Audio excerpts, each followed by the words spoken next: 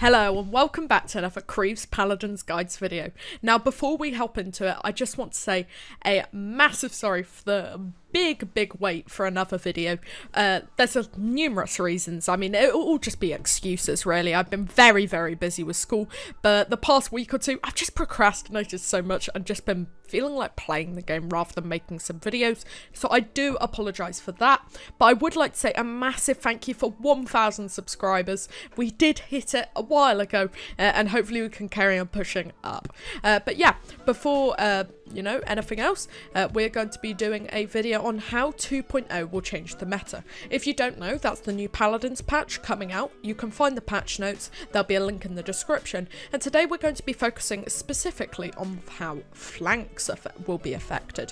Now, I might have overlooked something, so if there is anything you found that you think will really impact a certain champion or a certain playstyle, please let me know down in the comments. This is all about just predicting it as a group rather than just solely mine.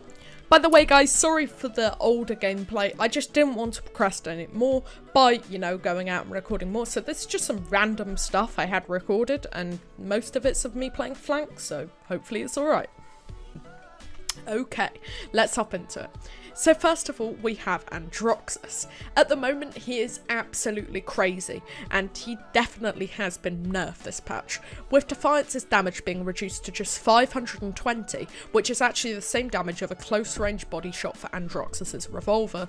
The punch and its aggravating effectiveness will clearly take a massive hit. In my view, I believe this change was pretty decent.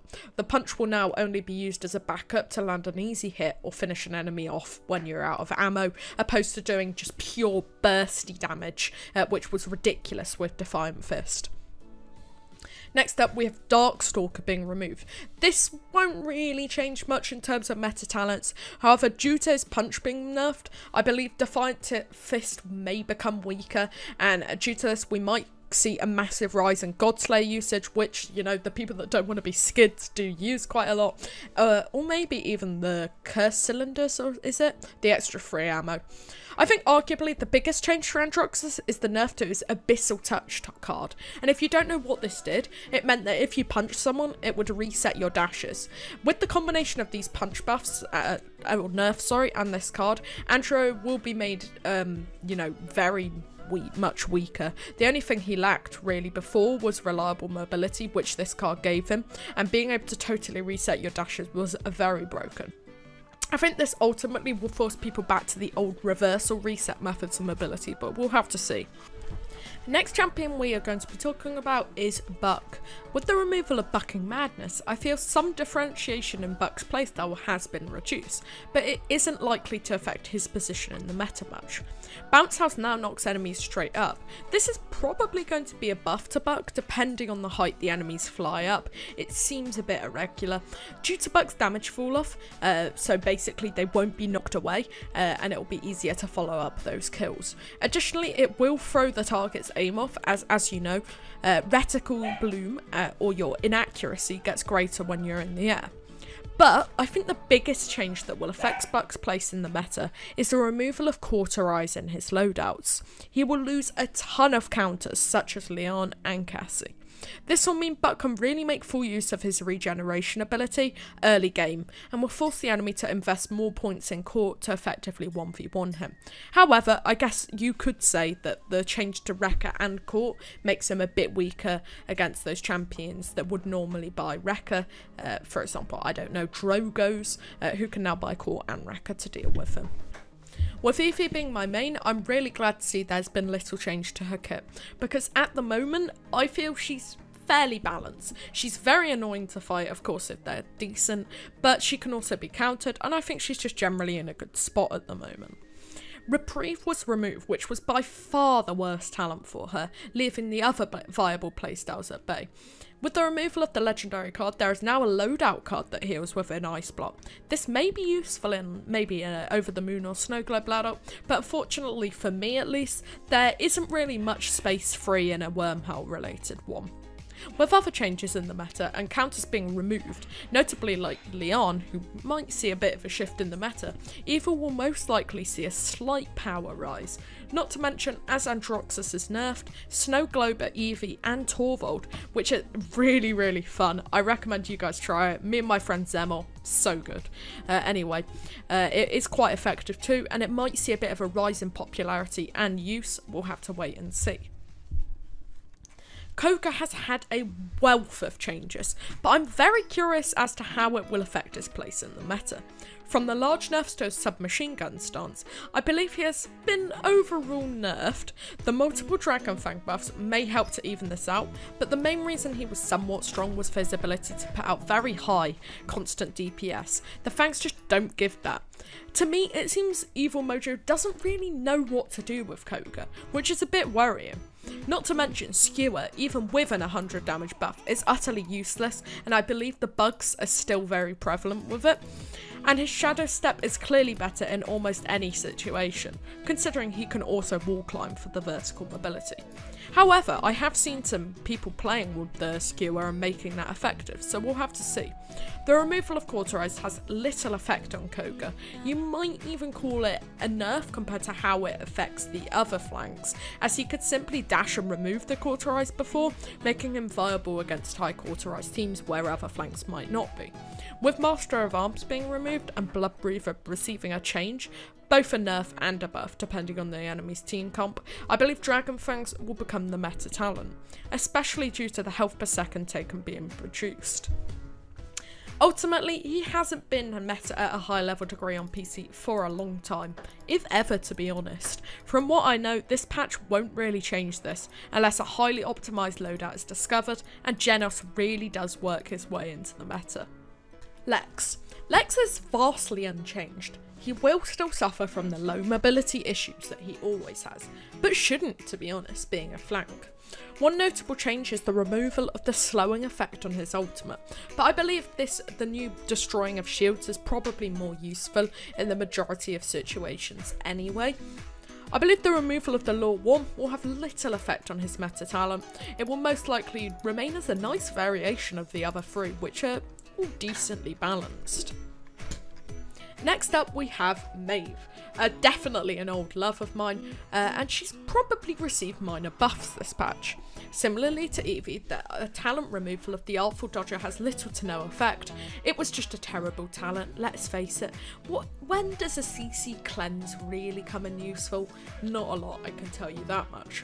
She was given a 400 additional heal on her 9 lives. This should help her duel more easily or survive an extra bit of damage once in a while. However, it is unlikely to have a large effect on her place in the meta, sadly, where she's a fun pick, but she really isn't incredibly viable. Next up, we have Skye. At higher levels, Skye is no longer the throw pick she was. She has insane DPS, especially with debilitate against tanks, and the power to burst down really any tank that opposes her.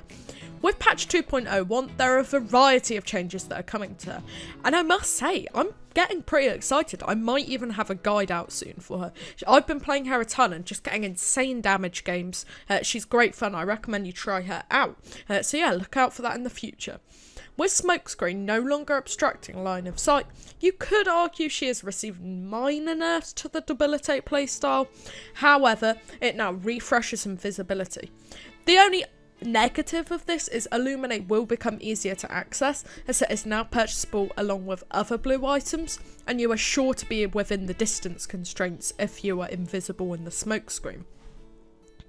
Either way, I think one other odd thing about Skye is this new healing kind of playstyle for her. I don't really know how I feel about this. It is quite questionable because, for example, Moji had her too, which I thought was pretty cool, and they removed that, so it's a bit weird how they've kind of given this to Skye, and really, it's kind of weird. We'll have to see how that goes. Anyway, on to the next champion. Next up we have Moji. Moji's pretty terrible Yummy card has been removed, and she has gained a loadout card that gives her up to 40% movement speed after kills for 2 seconds. This may be useful in certain situations, but by no means will shift her position in the meta by itself. It's really a shame, and I'd love to see Moji come to prevalence, especially with that awesome sock puppet skin. Managed to grab on that for myself actually, it's really cool. And yeah. Next we have Talus. Talus, I guess you could see, has been hit pretty hard with this patch. Inner Strength no longer gives damage reduction, which does save your life occasionally. Additionally, with one of his most powerful cards that did allow him to get the Wrecker and the Core, 75% Core and Overcharge, or Antediluvian, has actually been removed. This definitely does hurt him and loses some of his potential to be that early Core/Wrecker champ, kind of like Leon. However, of course, now you can buy Core/Wrecker, so maybe it won't have as bigger impact as we do think at the moment. On the other hand, he has gained a new loadout card that increases the duration of Overcharge. In my opinion, this is actually really decent replacement to the Cauterize, as it basically gives you the Raging Demon 1 second extra Overcharge that was, removed with his talent. Either way, in combination with Inner Strength's reset, he should, carry on bursting those tanks down. But we'll have to see how it really, settles in. Finally, we have Zhin, last but not least in terms of changes for sure. Counter has received large changes. It no longer deals a melee strike when hit while in counter, and instead fires a 600 damage projectile from the player's crosshair location. This will be influential in fights, as it allows Zhin to use counter as a more of a reliable way to have an advantage in a 1v1, rather than just to stall the enemy for a second or so. He has also received a slight buff to the range of Spite, making it even more useful for the aerial mobility many experienced Zhin players use it for. A continuous problem is the severe clipping bugs Zhin experiences, which I believe still has not been fixed. This could massively hold back Zhin's position in the meta. However, he has lost retaliation. Clearly it would be fairly broken with the new counter. Overall, Zhin had and still has a fairly balanced talent layout, so we'll see how these new changes affect his position in the meta in the coming patches. I think he could see an increase in play. However, he does still need that clipping bug fix to really rise up. Okay, so that's it. I really do hope you guys have enjoyed. Let me know if you would like to see one of these for frontline supports, etc., and for future big patches. Give me all of that info down in the comments. And of course, guys, I think the real reason I wanted to make this was just to kind of get some predictions out there. I know the PTS is up, but the problem with that is lots of people don't play seriously on there, don't pick the talents that they will actually use, and also the team comps just aren't a good way of judging which things are going to be good, at the moment. So we will have to see if I'm right, if I'm wrong in the next patch. And of course, you guys leave any comments down below. I am not perfect at this by any means. Either way, guys, thank you so much for watching. Remember to suggest any future videos you'd like to see or guides down in the comments, and I will see you soon. Bye bye.